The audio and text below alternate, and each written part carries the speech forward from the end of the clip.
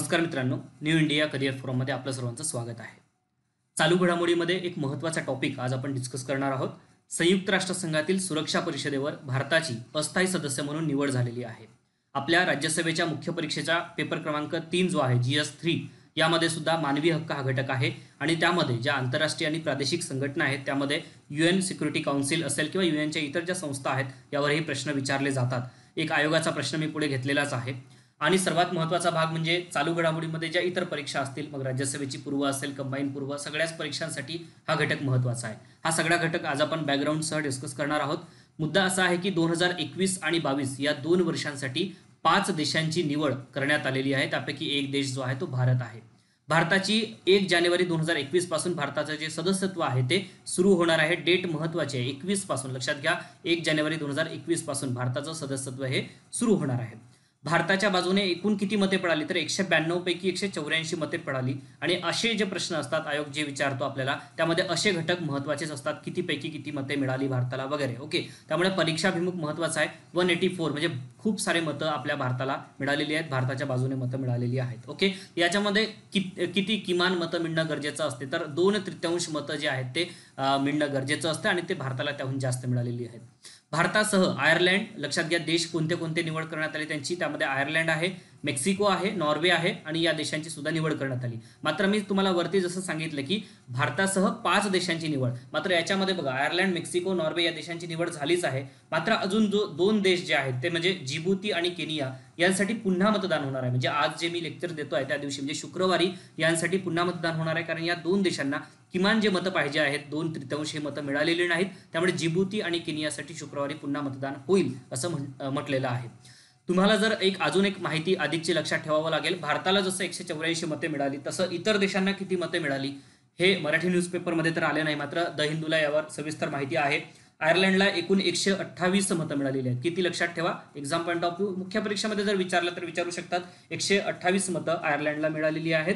त्यानंतर मेक्सिकोला एकूण 187 मतं मिळाली आहेत. किती 187 मतं जे आहेत ते मेक्सिकोला मिळाली. आणि नॉर्वेला किती मिळाली आहेत तर 130 मतं ही नॉर्वेला मिळालेली आहेत. त्यामुळे आपल्याला इतर देशांची सुद्धा किती मतं त्यांना मिळाली आपण लक्षात घेतलं. आता महत्त्वाचा भाग जो आहे तो भारताची प्रथम जी निवड झालेली होती ती 1950 मध्ये झालेली होती सिक्युरिटी काउन्सिलवर. सिक्युरिटी काउन्सिलच्या बाबतीत मी पुढे सविस्तर माहिती तुम्हाला सांगणार आहे आणि UNच्या ज्या इतर संघटना आहेत त्यापैकी कुठली कुठली त्यांची नावं सुद्धा सांगणार आहे. ओके, महत्त्वाचा भाग काय की भारताची जी आतापर्यंत निवड झालेली होती ती कधी झालेली होती असाही प्रश्न आपल्याला विचारला जाऊ शकतो. त्याच्यामुळे ते सुद्धा एक एक्झाम पॉईंट ऑफ व्ह्यू लक्षात ठेवा. प्रथम निवड कधी झाली होती भारताची UN सिक्युरिटी काउन्सिलवर.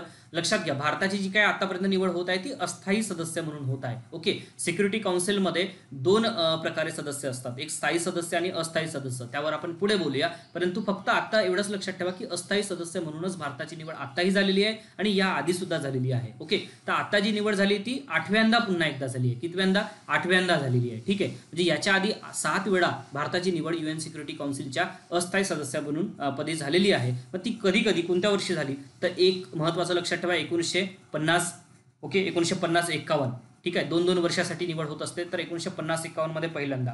त्यानंतर 67-68 लक्षात ठेवा, कधी 67-68 या 2 वर्षासाठी. त्यानंतर 72-73 लक्षात घ्या. ओके, 72-73. त्याच्यानंतर 84-85. ओके, 84-85 मध्ये निवड झाली. त्यानंतर 91-92 मध्ये सुद्धा निवड झाली आहे, 91-92 मध्ये. त्यानंतर 2011-12 मध्ये. ओके, कधी 2011 आणि 12 मध्ये. त्याच्यानंतर 2021 राईट, 2021 आणि 22 साठी राईट. आता 8व्यांदा निवड जी आहे ती भारताची झालेली आहे. तर अशा प्रकारे भारत कधी कधी निवडून आला हे सुद्धा आपल्याला विचारलं जाऊ शकतं. तर करंट इश्यू काय आहे हे आपण आता बघितलं. थोडं बॅकग्राऊंडमध्ये आता जाण्याचा आपण प्रयत्न करूया की युनायटेड नेशनची जी सिक्युरिटी काउन्सिल आहे ज्याला आपण सुरक्षा परिषद असं म्हणतो, ही सुरक्षा परिषद काय आहे. तत्पूर्वी मी तुम्हाला युनायटेड नेशन्सच्या ज्या 6 महत्त्वाच्या ज्या संस्था आहेत त्याविषयी सुद्धा एकदा सांगू इच्छितो. पहिली महत्त्वाची संस्था ही युनायटेड नेशन्सची एक महासभा, लक्षात घ्या. ओके, जनरल असेंब्ली ज्याला आपण म्हणतो, महासभा. त्यानंतर दुसरी आहे सुरक्षा परिषद जी आता आपण डिस्कस करत आहोत राईट, सुरक्षा परिषद. त्यानंतर आहे आर्थिक आणि सामाजिक मंडळ राईट, आर्थिक आणि सामाजिक मंडळ हे सुद्धा लक्षात ठेवा कारण ते विचारतात आपल्याला. त्यानंतर आहे विश्वस्त मंडळ. ओके, विश्वस्त मंडळ. त्यानंतर आहे आंतरराष्ट्रीय न्यायालय राईट, इंटरनॅशनल कोर्ट. ठीक आहे. त्यानंतर आहे सचिवालय राईट, सचिवालय. तर हे आहेत युनायटेड नेशनचे 6 महत्त्वाचे अंग. त्यामुळे हे तुम्हाला परीक्षाभिमुख महत्त्वाचे आहेत. यांची वैशिष्ट्ये आपण एक ना एक दिवस आपण डिस्कस करणारच आहोत कुठल्या ना कुठल्या लेक्चरमध्ये किंवा स्पेशल लेक्चर सुद्धा मी त्यावर करेलच. परंतु सध्या आपण सिक्युरिटी काउन्सिलवर चर्चा करूया की ही जी सुरक्षा परिषद आहे त्यामध्ये एकूण 15 सदस्य असतात. लक्षात घ्या, एकूण, मी काय बोलतोय, एकूण सदस्य 15 असतात. त्यापैकी 5 सदस्य हे कायम असतात. ओके, आणि इतर जे अस्थायी सदस्य आहेत त्याच्यापैकी 10 सदस्य हे अस्थायी असतात. मग 5 जे कायम सदस्य असतात ते कोणते कोणते आहेत? एक इंग्लंड, लक्षात ठेवा नाव, अमेरिका, रशिया, फ्रान्स आणि चीन हे कायम सदस्य असणारे हे देश आहेत या सिक्युरिटी काउन्सिलवर असतात. सर्व स्थायी सदस्यांना नकाराधिकार आहे. आता कोणाला नकाराधिकार आहे? फक्त स्थायी सदस्यांना नकाराधिकार आहे, ज्याला आपण काय म्हणतो? वेटो पॉवर म्हणतो. काय म्हणतो? Veto power. एक सेकंड, वेटो पॉवर म्हणतो. आणि हा वेटो पॉवर फार महत्वाचा आहे. महत्वाचा का? यासाठी आहे कारण बघा की सुरक्षा परिषदेची महत्वाची जबाबदारी काय आहे यावरून आपण आता एक डिस्कस करूया. महत्वाची जबाबदारी काय आहे? तर जागतिक शांतता आणि सुरक्षितता प्रस्थापित करणे ही मुख्य जबाबदारी कोणाची आहे? सिक्युरिटी काउन्सिल आहे. बरोबर आहे, सिक्युरिटी काउन्सिलची आहे. मग यावर जर एखादा मतदान घ्यायचं असेल, एखादा ठराव पारित करायचा असेल तर एकूण, लक्षात घ्या, एकूण किती सदस्य आहेत? हे 15 सदस्य आहेत. आणि 15 सदस्यांपैकी 9 देशांची संमती आवश्यक असते. किती देशांची संमती आवश्यक असते? 9 देशांची संमती आवश्यक असते. आणि या 9 मध्ये 5 स्थायी सदस्यांची संमती असावीच लागते. लक्षात घ्या की ह्या 5 स्थायी सदस्य जे आहेत ना त्यांची संमती ही असावीच लागते. या 5 पैकी एक सदस्य जरी जर आता वेटो पॉवर आपला हे करत असेल, त्याचा वापर करत असेल किंवा नकार देत असेल एखाद्या ठरावास, तर तो ठराव पारित होऊ शकणार नाही. ही एक महत्वाची बाब तुम्ही लक्षात ठेवा. त्यामुळे वेटो पॉवर किती महत्वाचा आहे आणि त्यासाठी भारत सुद्धा प्रयत्न करत आहे. भारत सुद्धा स्थायी सदस्यत्वासाठी प्रयत्न करत आहे. मात्र अजूनही भारताला स्थायी सदस्यत्व मिळालेलं नाहीये. फक्त अस्थायी सदस्यत्वात त्याची नेमणूक होत असते 2-2 वर्षांसाठी. तर हा एक महत्वाचा भाग तुमच्या लक्षात आलेलाच असेल.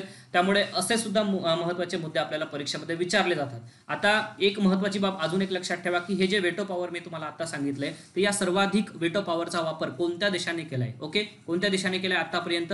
रशियाने आतापर्यंत सर्वाधिक वेळा वेटो पॉवरचा वापर केलेला आहे. चीनने केलेला नाही, लक्षात ठेवा. ठीक आहे, चीन सर्वात कमी वेळा वेटो पॉवरचा वापर केलेला आहे. हे सुद्धा एक महत्वाची बाब आहे. आपल्याला परीक्षेमध्ये कन्फ्यूज करण्यासाठी अशा गोष्टी विचारल्या जातात. ओके, तर आता स्थायी सदस्यत्व कुठले कुठले देश आहेत हे महत्वाचं आपण लक्षात घेतलं. आता नवीन सदस्यत्व देण्यासाठी किंवा रद्द करण्यासाठी सुद्धा महासभेस शिफारस करणे हे कोणाचं काम आहे? सिक्युरिटी काउन्सिलचं काम आहे. सिक्युरिटी काउन्सिलच्या कार्यावर आतापर्यंत आयोगाने प्रश्न विचारलेले आहेत. महासभेस सरचिटणीस पदाच्या उमेदवाराचे नाव सुचवणे हे सुद्धा सिक्युरिटी काउन्सिलचंच काम आहे. आणि अशी महत्वाची कामं सिक्युरिटी काउन्सिल ही करत असते. तर अशा प्रकारे आपण सुरक्षा परिषदेसंदर्भात महत्वाच्या ज्या बाबी आहेत त्या आपण इथे लक्षात घेतला. आता एक आयोगाने विचारलेला प्रश्न याच्यामध्ये सोडवून घेऊ आपण. प्रश्न काय विचारलेला होता की संयुक्त राष्ट्रसंघाच्या सुरक्षा परिषदेवर आंतरराष्ट्रीय शांतता आणि सुरक्षा राखण्याची जबाबदारी आहे. हे विधान योग्य आहे की अयोग्य आहे? योग्य आहे. बरोबर आहे. सुरक्षा परिषदेमध्ये कायमस्वरूपी 4 राष्ट्र असतात. चुकीचं विधान आहे, 5 राष्ट्र असतात. सुरक्षा परिषदेत अस्थायी स्वरूपात 10 राष्ट्र आहेत. अगदी बरोबर आहे. कायमस्वरूपी राष्ट्रांना नकाराधिकार आहे. अगदी बरोबर आहे. कायमस्वरूपी जे सदस्य आहेत ते 5 सदस्य यांना राष्ट्रांना नकाराधिकार आहे, वेटो पॉवर आहे. म्हणजे अ, क आणि ड हे विधान बरोबर आहे. आपल्याला काय विचारलंय? कोणते विधान सत्य आहेत? अ, क आणि ड. ऑप्शन क्रमांक 2 हे त्याचं योग्य उत्तर असणार आहे. तर UN सिक्युरिटी काउन्सिलच्या बाबतीत मुद्दा काय आहे चालू घडामोडीमध्ये आणि आपण बॅकग्राऊंड सुद्धा त्याच्या बाबतीत आपण पाहिलेलंच आहे. अशा प्रकारचे लेक्चर्स तुम्हाला पाहायचे असतील तर नक्कीच न्यू इंडिया करिअर फोरमचा ॲप सुद्धा तुम्ही डाउनलोड करा. वेगवेगळे कोर्सेस सुद्धा आमच्याद्वारा घेतले जातात. त्यामध्ये MPSC साठी प्रिलिम्स असेल, प्रीमेन्स इंटरव्ह्यू असेल किंवा PSI ST ASU साठी सुद्धा वेगवेगळे कोर्सेस आमच्याकडे उपलब्ध आहेत. तुम्ही न्यू इंडिया करिअर फोरमचा ॲप जर डाउनलोड केला नसाल तर आजच ते डाउनलोड करून घ्या. खाली डिस्क्रिप्शन बॉक्समध्ये त्याची लिंक दिलेलीच आहे. धन्यवाद.